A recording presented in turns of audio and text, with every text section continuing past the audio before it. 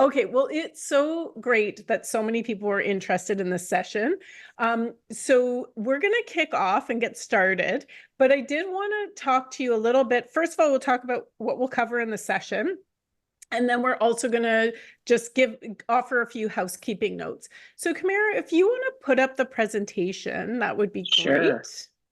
I'm not I can do driving that. today. It's going to feel so weird for me. But anyway, I welcome you. I'm glad you're joining. I'm so excited. Well, first of all, it's been such an exciting year at First 30 because this year, Kamara and I started working very, very closely together, which has been one of the best things that has happened to me in the past calendar year. And, you know, one of the reasons that I've kind of followed Kamara for years on LinkedIn, because and the reason that I wanted to give Kamara a bit of an introduction here is because we get a ton of conflicting advice about our resumes. And I want you to know, Kamara does so much more than resumes. Resumes are one aspect of what she does. She and I work together on First 30 and she works with our clients, but she also leads our participant experience.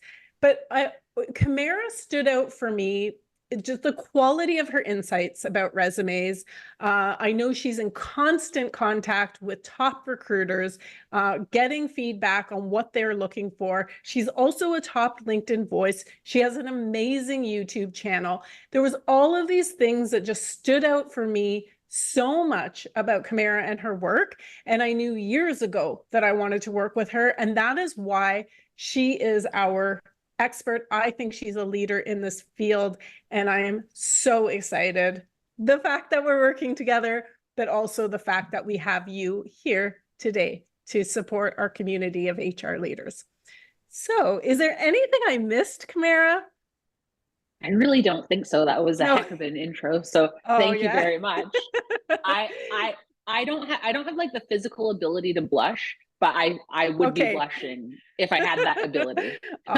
Well, you're so deserving of this, but I want people to know, because I see a lot. And in fact, we had a ton of questions in advance. I saw some of the advice, and we often see from our participants the advice they're getting from others about resumes. And I think it's important to know that we are speaking to a leading expert. What she recommends works, and it certainly works with our participants. So Kamara, if you can just flip slides just really quickly. If you don't know, first of all, we are recording the session. Housekeeping, I get asked this question all the time. I will be in the comments to track questions. Because we have an hour, you've sent a lot of questions in advance, so thank you. We may not get to the questions today, but don't worry. Kamara and I have booked a second session just for her and I to review all the questions that come in. So you will see a Q&A tab at the bottom. Please add your questions to the Q&A. I will be back here capturing all of those questions to make sure that tomorrow, when we do our second recording, that we record all of those as well. So please feel free to ask questions, but don't be disappointed if they're not answered. Stay tuned. You will get that recording. You're going to get a few things from us after this session today and next week. So stay tuned.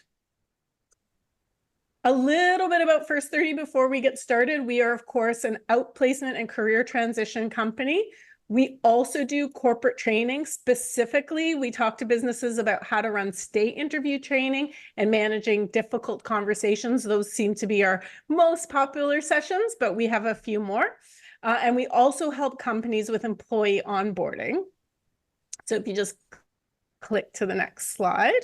And, you know, one of the things that's different about First 30, we have a lot of the same services. I think our services are incredibly high quality, but our pricing starts at $500 per participant, which I think is an excellent, we know it's probably the best pricing in the industry, but we do not compromise on the quality of our services. And our participants get back to work very quickly. You're going to see today one of the reasons why they get back to work so quickly, because we have Kamara leading a lot of our coaching and our resume reviews, among other things. And we find that our participants seem to just get jobs really fast. And I think a lot of it is a quality in what you're going to see today. And that's it for me. So all I would say is if you like what you see today and you do need outplacement, we would love to speak with you. So with that, Kamara, on to you. Thank you, Amy. And thank you everyone for joining us. I'm really excited about this webinar, especially because it's so fun to dive into all of the great things that professionals in HR are doing. And every time I work with an HR client, I'm always just so amazed and impressed by the outcomes that you're achieving for your business partners and for your employees. So I want to really make sure that with this webinar, we help you make sure that your resume stands out and properly demonstrates and showcases the impact that you're having for your people. So what ultimately makes for a standout resume? First of all, it prioritizes accomplishments. You've probably seen in your own recruiting travels that a lot of resumes default to prioritizing responsibilities. We want to do the opposite, and that is prioritize accomplishments. We want to use metrics and results and outcomes to our advantage. And sometimes those are quantifiable, sometimes they're not, but we're going to talk more about that as we go. But ultimately, and this is, I can't emphasize this enough, is we need to emphasize our business impact. So whenever we're talking about our accomplishments, we need to ask ourselves a couple questions in order to write them effectively. What problem was I solving for? And what did this do for the business? What did this enable the business to do that they maybe weren't doing before? What did this enable the business to fix? Those types of questions, just so we can make sure we're always bottom lining our accomplishments with that business impact that we're having. I want to just stop here and quickly say, Kamara, I think as HR, when you see that slide and you see quantify and metrics, that can be like, oh my gosh, how am I ever going to make that happen? And I want you to rest assured that Kamara's really, we've gone through the presentation already together. She's really going to explain in detail exactly how you can do that for each and every one, or many of the responsibilities that we know that you have as HR leaders. So don't lose faith, stick with us. She's going to tell you a lot more about how to do this. I think you'll be surprised how much you can quantify, but I also don't want you to worry if you don't have quantifiable metrics. There's always a way to explain the outcome in words. So if you have any specific questions about an accomplishment you're struggling with, please make sure you put them in the Q&A and we'll get to them. So speaking of accomplishments, what we really want to do is make sure that we're following a certain kind of format in order to most effectively and powerfully communicate our contributions in our roles. So what I like to recommend is something called the RAC approach, which is the structure I try to adhere to when I'm writing accomplishment bullets or when I'm advising my clients on how to write those bullets themselves. So the R stands for results. I like to lead with the results when possible. That could be a metric, that could be an outcome. And then I like to back that up with the action. So what did you do to make that result happen? And then the C is context. So any additional information that the reader might need in order to understand the contribution that you made or the impact of your work. Now, we don't always have to follow this order of things. I like to when possible, but there are times when we actually want to stress the action more so than, say, the results. For instance, we might want to stress if we were overseeing a project, that might be more important than the result that actually was achieved, depending on what qualification we're really trying to emphasize and stress.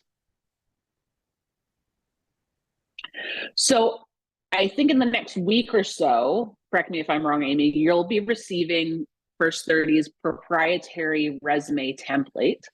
And this is just kind of a bird's eye view of what that looks like. Forgive my shoddy screenshot taking skills. But this is a high level overview of what it looks like. But today, for the purposes of this webinar, we're going to be focusing on the professional experience section. Now, one thing I want to point out when we're looking at this section is the top of the section. This template is designed, because we're in outplacement, this template is designed for folks who have been subject to a reorg. So you'll see a portion at the top where it helps the reader explain that they were reorged out of their previous organization. If you are not or have not most recently been subject to a layoff or reorg yourself, you'll just want to delete that section. But this gives you a really good view of what participants are receiving. And what we help coach them through in terms of explaining any sort of reorg, as well as building their overall resume. All right, so let's dive into the details. Like this is very detailed. I lost track of how many specific examples we're providing in this webinar. So again, if you have any questions for your own situations, please let us know in the Q&A. But first, by the way, sorry, I wanted to add that if you add them in the Q&A, when we do the recording, we're not going to say any names or anything. We're going to answer the questions. So feel free to add your Q&A. It will be confidential in the recording. But do make sure you add it to the Q&A section rather than the chat section, if you can think of that. Thanks. Please, thank you. That helps us keep everything straight. All right, so let's first start by explaining a really effective way to give the reader kind of a lay of the land when it comes to the number of or type of employees who use support in your role.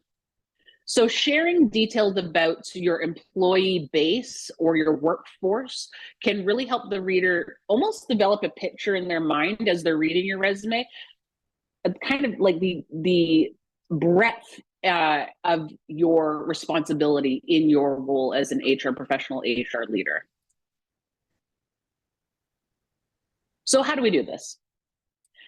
We can literally count the number of employees you support. This is particularly useful if you have a large workforce, if you work for a larger organization. So before we get into the actual accomplishments that we've achieved in our role, we might want to tell the reader about the size of the workforce we support. So an example of a way to explain that might be develop and execute HR strategies, programs, and policies to support a workforce of 5,000. All of these numbers I'm just pulling out of the air. These are purely for example purposes. Anyway, this gives you an idea of how well this sentence might work for a larger workforce. We might also want to indicate how dispersed your employee base is. Like, are they geographically dispersed? Is it national, international even? So if we were looking at an international group of employees, we might want to expand that sentence we had before with develop and execute HR strategies, programs, and policies to support a workforce of 5,000 dispersed across, say, North America and Asia, if that's where they are, or dispersed across the US, dispersed across 20 states in the US, dispersed across Canada.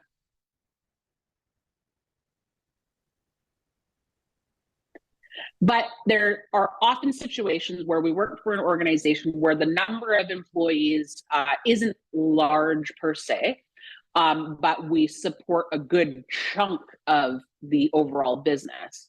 So a way that we can approach that, rather than counting number of employees, is we can use a sentence like develop and execute HR strategies, programs, and policies to support employees across all business units. Or if you support specific business units, you can specify develop and execute HR strategies, programs, and policies to support employees across engineering, sales, and marketing, or across all technical functions.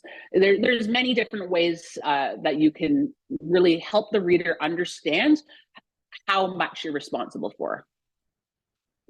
I've had the opportunity to look at a lot of HR resumes because sometimes some of our clients will share them with us, or we have HR professionals who go through our program.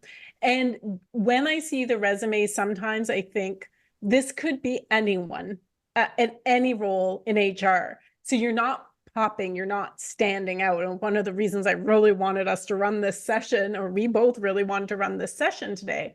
So when I'm looking at your examples, one thing I wanted to point out to everyone is it's going to get really specific, really fast, and feel quantifiable for the reader. And based on everything I've seen, you truly will stand out with these types of details in your resume that your competition will not have on theirs. That's such a great point. And one other point about why we want to give the reader a lay of the land when it comes to our role is because they don't know. You have to tell them. You can't assume that the reader is going to know anything about your role, so you need to give them the important information in order for them to make an assessment and evaluate your qualifications. So that's what we're doing in a really concise way. About giving them the important information, because so often what we see in resumes is there's way too much information without the specific information, or the relevant and specific quantifiable or whatever it is information is lost in a sea of information, and it actually will work against the person who's submitting that resume. Yes, absolutely. That's an excellent point. All right, let's talk more about numbers. Actually, this brings us to some numbers. So when we're talking about recruiting and hiring, so we first talked about giving the reader a lay of the land in terms of how many people are kind of under your purview from an HR perspective. Now let's talk about building those teams. When it comes to recruiting and hiring, metrics are really important and very helpful. Oftentimes what I see on HR resumes where there is a talent acquisition component to the role is simply the act of recruiting, hiring, onboarding is listed. So those are just duties. Those aren't really helping the reader understand how much of this you are doing. And so that's why we do really need to work on bringing metrics in, and they don't need to be overly complicated. So let's take a look at one of the base level metrics that you can bring in. Honestly, you can count the number of positions that you help fill in, say, a short period of time, like in the last 6 months or the last year, especially if the number is high. Don't worry if the number isn't high. I'm going to get into that in a couple slides. So, for example, recruited for and filled 45 technical roles in the past 6 months to enable rapid growth. So we're counting the number of roles, we're giving the timeline in which that happened, which makes it sound pretty fast. And then also we're providing some insight into what this did for the business. So going all the way back to the beginning of the presentation, we want to emphasize business impact, and this is a good way to do it. So you went through all this recruiting effort in a short period of time, and this is what it did for the business. So if we're not working with huge numbers of roles that we are recruited for a team is already small, we can really lean on percentages. Percentages are really our friend when we are trying to emphasize impact, but our numbers are small. When counting doesn't make sense, percentages will help us. So how much you grew the workforce. So for instance, you might say grew workforce by 30% in just 1 year to enable rapid growth. And then you might want to add an action as well. And this would apply to the previous bullet too. Developed and executed a recruiting strategy with, say, an emphasis on social media. So this would work if this bullet would really work well if, say, let's say your team is only 10 people, but you recruited 3 to the team. So you grew your team to 13 people, still a small team, but that's still a 30% increase. So within the scheme of your own organization, that is significant growth. So that's why the percentage really helps us here to emphasize the contribution and impact of this particular recruiting effort. Can I when it just comes add, to I don't recruit. know if you Yeah, have please. anything, I can't remember, Kamara, if we have anything on employer ratings and branding.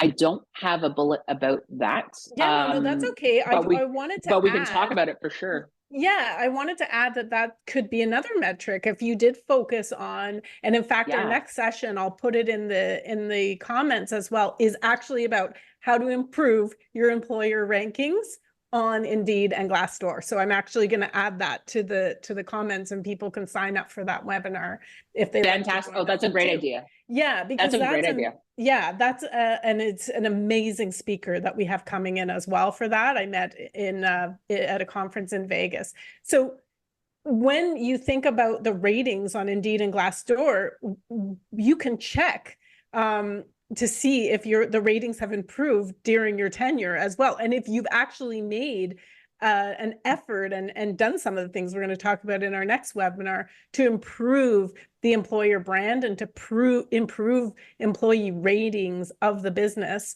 That's something that you can add as a metric as well. That would be pretty exciting and also make you really stand out. Yeah. Absolutely. And that brings up a common accomplishment that I see is when employers achieve great places to work status. So on resumes, I often see that mentioned, but where information is missing is how that individual helped that organization get to great places to work status. So it's not necessarily a quantifiable accomplishment, but it's still coming with a lot of impact. And we need to explain to the reader how you were part of making that happen. So similarly, as you said, Amy, with the employer ratings, we want to make sure that we're emphasizing how we increase the employer ratings to whatever we increase them to. So I'm excited for that session. That'll be really good. All right, so let's talk about retention rates. So this is a really helpful metric for us as well. And I would imagine that in most cases, this is being measured, particularly for early retention. And so what we can use is a bullet, something like increase new hire retention by 20% by doing an action, or perhaps achieve new hire retention of 90%, outpacing the organization average by 35% by taking an action. So with retention rate or with any particular metric where we're saying we increase something, it's really helpful if we can contrast it against a previous achievement, a previous metric, or contrast it against an industry benchmark, an industry average, to further demonstrate the impact of the work that you did in boosting that metric. It really helps the reader contextualize even more how much you have increased something, or if you cut costs, reduce something, or improve something. That contrast is really, really helpful for them. Metrics like time to hire and time to fill are also good. So reduce time to hire from 90 days to 60 days by taking a particular action. Oops.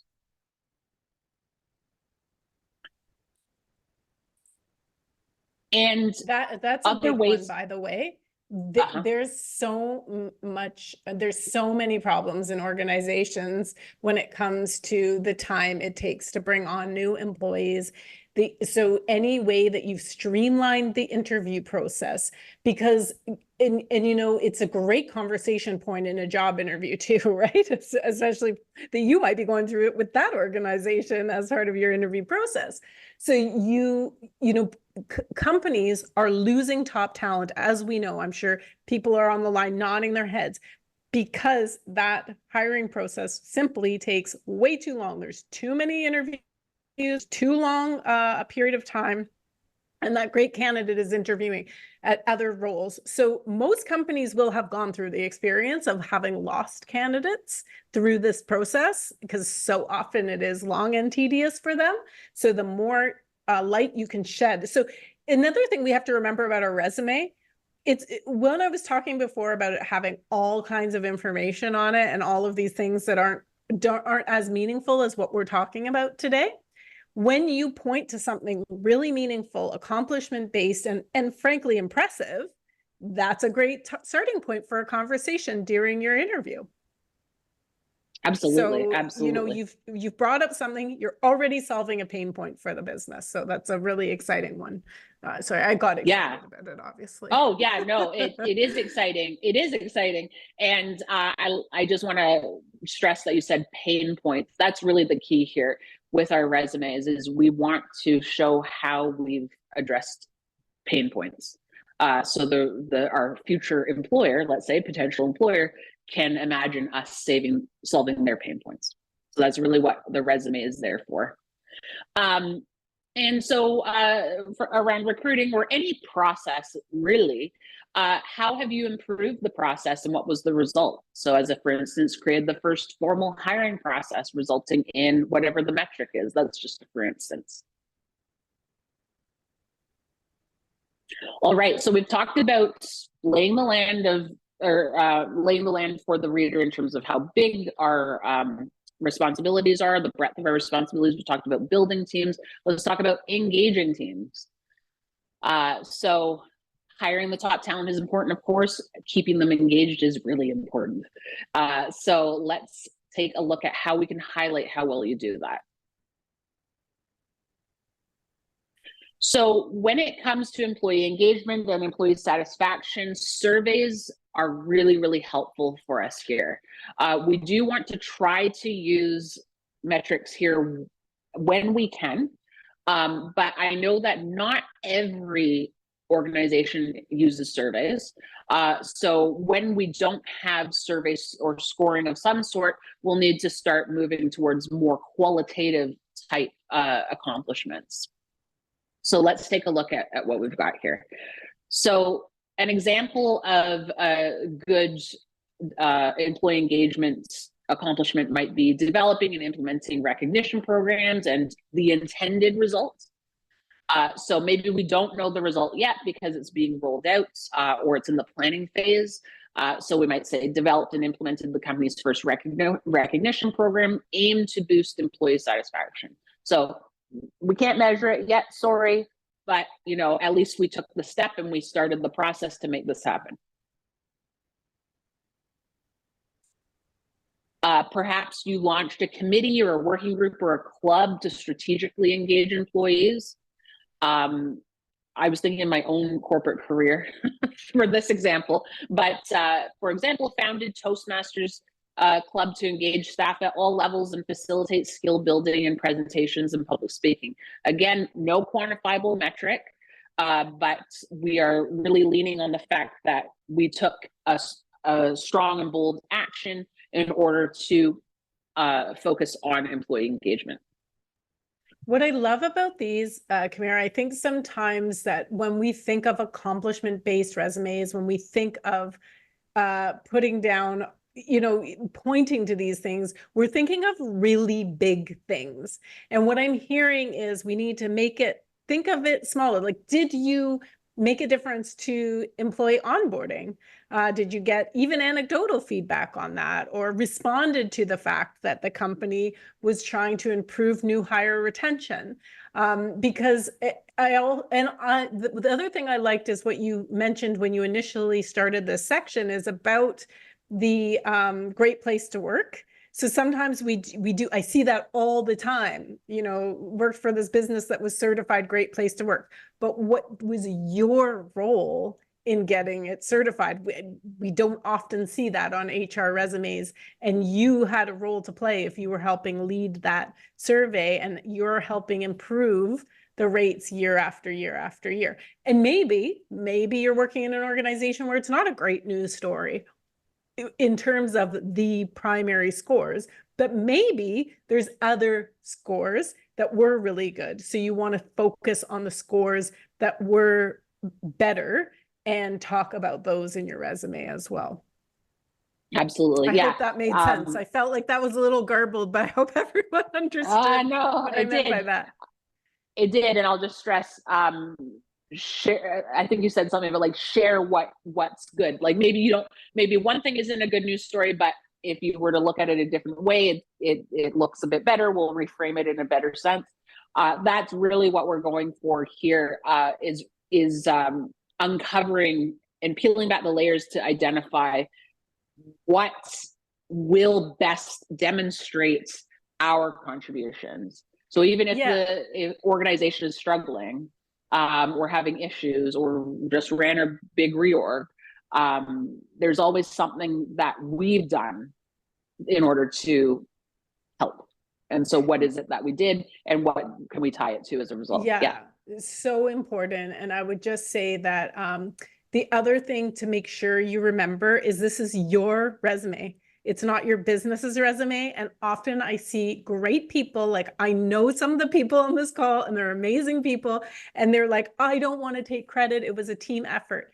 But it's your resume, so please do take credit, because if you don't, it's going to be really unclear what you specifically contributed. When you're speaking in the interview, you can make clear, I was part of a great team, and that's great, but you don't forget this particular interview is about you. When your colleague goes for an interview somewhere else and they're talking about it, they can take credit for their part. You worry about you for this particular purpose. That's right. No one else is marketing you but yourself. Right, so. Exactly. All right. And I slid this one in here right in the 11th hour, because I had a dream about HRISs for some reason. And I was like, oh my God, I can't believe I didn't include a slide. So I put this right in here in the employee engagement section. It doesn't necessarily apply to employee engagement in isolation, but I love seeing bullets about being involved in rolling out a new HRIS, or being part of the testing for a new HRIS, or sourcing a new HR software. Like, I love all of that. So if you've ever been involved in that type of a rollout, or planning stages for it, or testing, that's something you'll want to highlight on your resume. So as an example, served as a key contributor in the implementation of a new HRIS. Name the platform, especially if it's a widely used platform, and then back that up with what that did, again, from a business impact perspective. Centralized, say, disparate HR tools. So you've got like ATS over here, performance management over here, LMS over here, and then we've centralized tools into one platform, enhancing performance management functionalities, as for instance. All right, so let's talk about employee training. So we've got engaged employees. Let's now talk about how we help them grow. So there's a number of ways I'm sure that you've helped employees and leaders develop. These are just a few examples of what might work as accomplishments on your resume. So let's say maybe you developed a cross-training program where peers educated each other on products, services, or their roles. You can highlight participation and perhaps increase coverage. This might not necessarily be measurable, so we would take a metric out if it's not, but at least you can talk about the fact that you, say, increase staff coverage for whatever function, IT help desk, by 25% if you have it, by launching a cross-training program. So we're leading, in this case, with the business impact, and then telling the reader how you made it happen. Mentorship programs, I'm seeing more and more and more. And I love these bullets. They're super, super powerful. So perhaps you've rolled out or planned a mentorship program at your organization. So you might want to include a bullet about that. One might sound like launch the Women's Leadership Committee to facilitate mentorship opportunities, succession planning, and the promotion of women into leadership roles. And training your leaders and your business partners on things like giving effective feedback is something I'm sure you're advising them on, or having good performance appraisal meetings and things like that. I'm sure that's a really big part of your role. So perhaps you can talk about any formalized way that maybe you helped leaders become better feedback providers. or better at having performance management discussions. And maybe that had a marked improvement on performance appraisal. If it didn't, that's okay. Just including some details about the business impact or what you enabled leaders to do that they weren't doing before is going to help the reader understand the importance of that contribution. All right, so let's talk about DEI. This is such an important area on resumes, especially in HR. But one thing that I notice a lot on resumes is that DEI or any form of any part or component of DEI is named in name only. So we're saying things like, developed DEI programs. Well, what does that mean? What did that really do? So we need to get specific here with our DEI contributions.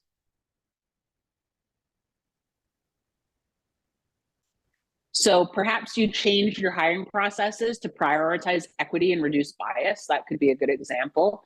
So for instance, a bullet might read, advocated for blind resume screening with the aim of increasing diversity. If it's something that you're currently in the process of doing, and this goes for any program really, you can say that you're currently rolling it out, currently training the HR team on the new practice, currently training leaders on new performance appraisal approach, currently doing something. That's something that you can definitely include in your resume if you're still in the process of doing something. Perhaps you amended policy or policies to be more inclusive and equitable. So that might sound like maybe you were involved in a salary band rollout, so contributed to rollout of salary bands, leading to more equitable pay and pay transparency. So again, we've got no metric here, but we're emphasizing your contribution. I'm in looking at this bullet, we could have gotten even more specific.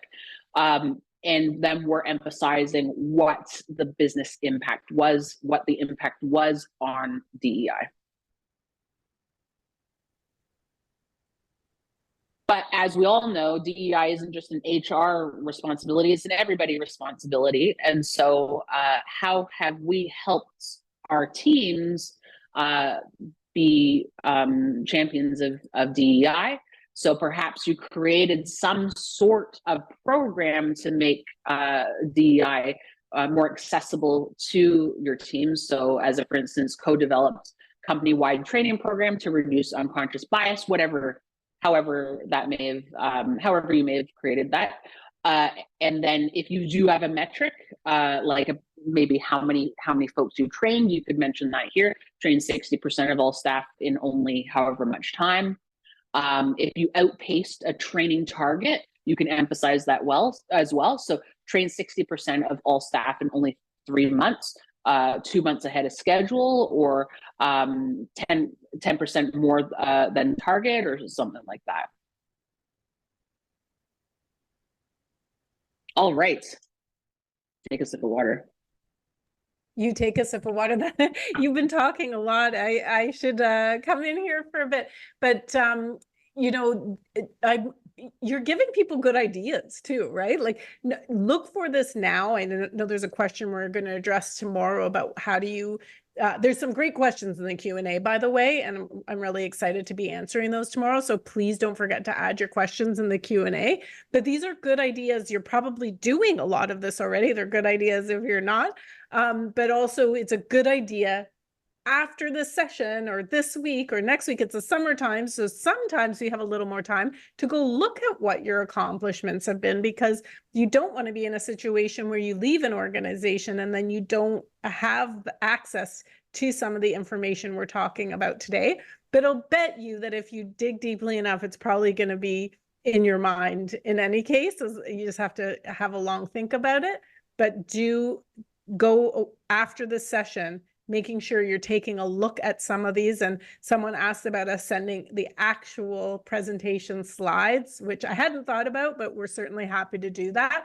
Maybe we'll send it out in a PDF or something. You might have to give me a couple days, but when you're looking through those slides, think, do I have, maybe taking some notes and thinking, do I have this information at my fingertips right now, and tracking it while you have the chance to do that.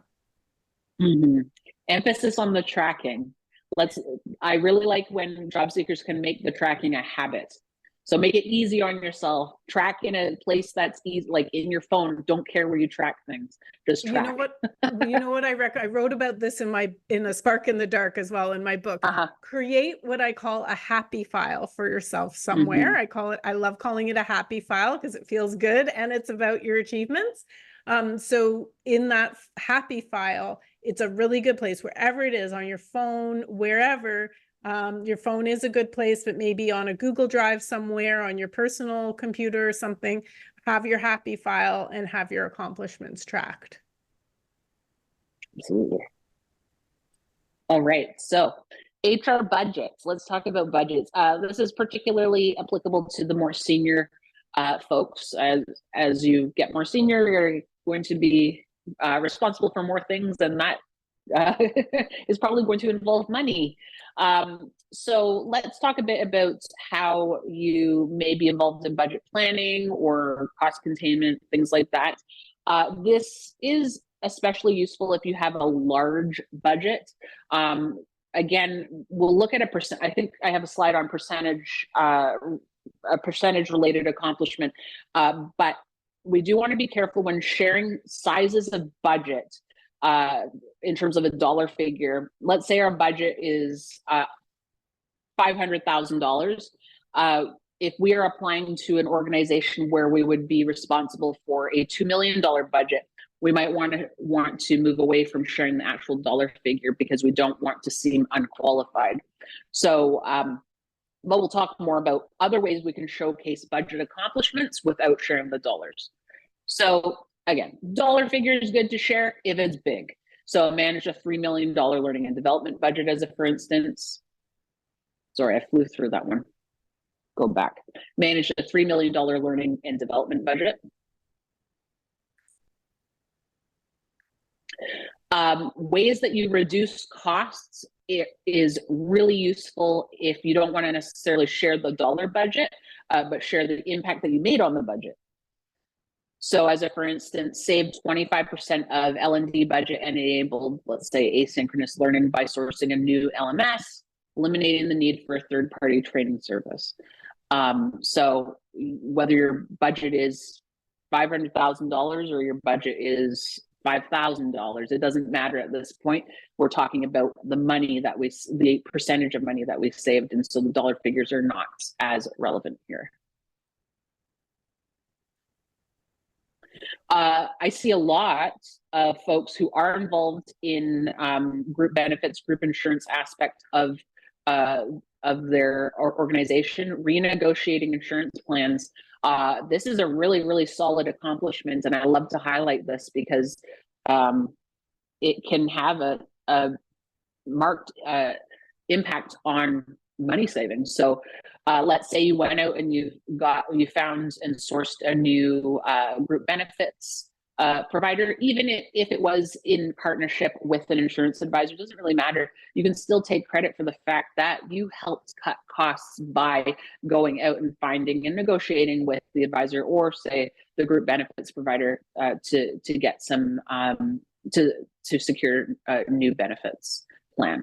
I absolutely love this one, Kamara, because for so many reasons. But one is, I often see on resumes, like you had before, which is not bad. It's just we can build on that. Manage a budget of X amount. Well, how did you manage it? Did you manage it well? Did you make the business money? Did you save the business money? And what I love about this is when we think about the metrics that are valuable to an employer, saving, cutting costs and making money, right? Driving efficiencies. These are all great things to have on our resume. But the budget you managed is only going to get you so far, because again, we don't know nobody knows what you did with that budget unless you tell them. Absolutely. Yeah, that's such a good point. Yeah. Well, we flew through that. But budget is pretty straightforward stuff. And yeah, as Amy said, what did you do with the money? That's what we want to showcase. Yeah. All right. Yeah.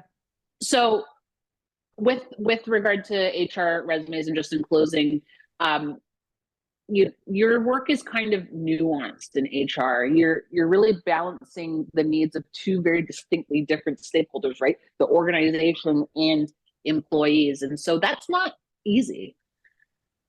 And what I hope you walk away with from today is feeling confident in your ability and your contributions, and that you can showcase those on your resume and showcase really how you've had an impact and enhanced the workplace for everyone. Oh, And and we're this is back me. to Don't Amy. forget about us. If you, Kamara talked about all the great training you can do with your organization. Outplacement saves companies money and legal fees and all those great things. So we'll send a little more information about that after. I'm always happy to talk to you. And as any of you who have worked with First 30 or been on a call with me know, we are a no pressure organization. So we're happy to share our information with you. And we really believe in building relationships. And this is all part of that, and our webinar series is part of that.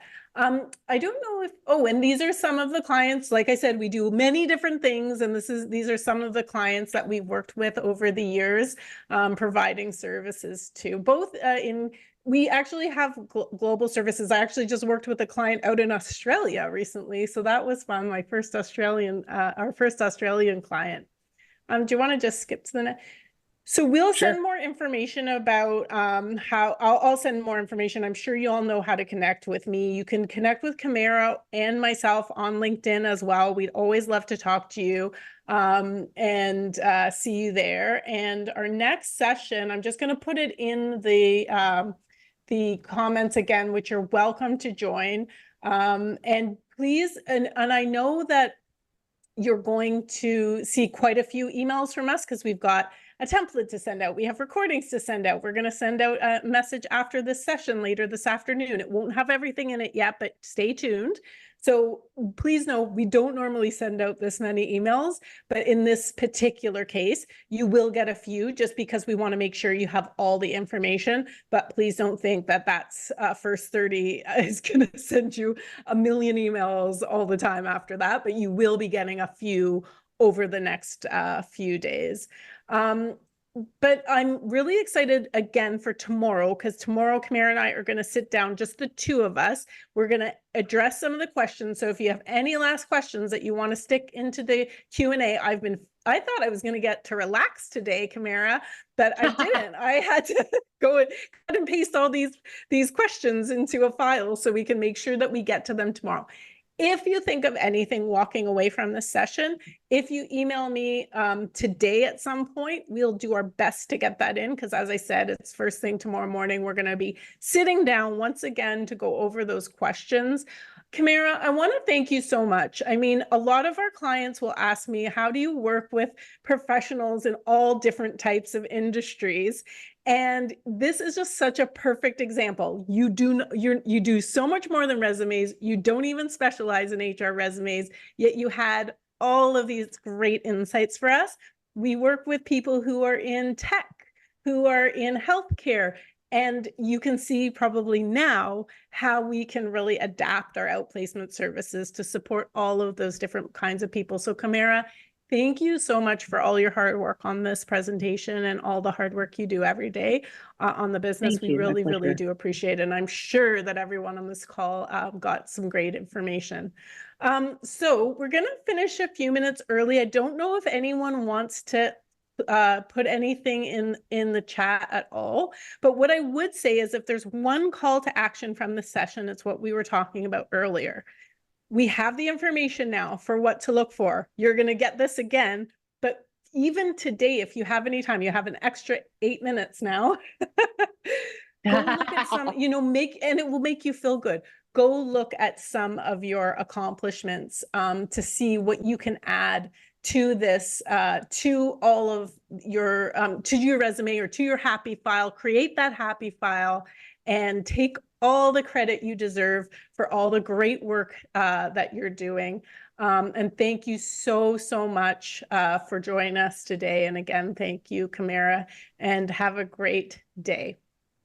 Thank you. Thanks, and we're everyone. getting some thank yous in the comments, so we really appreciate it. And I'll leave the session running. I'm going to stop the recording. I won't hang up on everyone right away, and I want to make sure that I have all the questions. I don't want to miss anything. Thanks so much, everyone. And I don't know if you're looking at the comments, Kamara, but we're getting a lot. Oh, I'm going to open that now. Thanks, everyone. And I see more questions in here, so I'm going to cut and paste them into my Q&A file here for tomorrow. We have a lot, which is great. We're happy to have these. Love good questions, because everybody can learn, right? You know what? That's so true. Everyone can learn. And that's why usually we'll stop and do a Q&A at the end, but there is just so many questions, and I really want to make sure that we give everyone the answers, the thorough answers, and that we're able to broaden it out so everyone can benefit, even if the questions are a bit specific as well.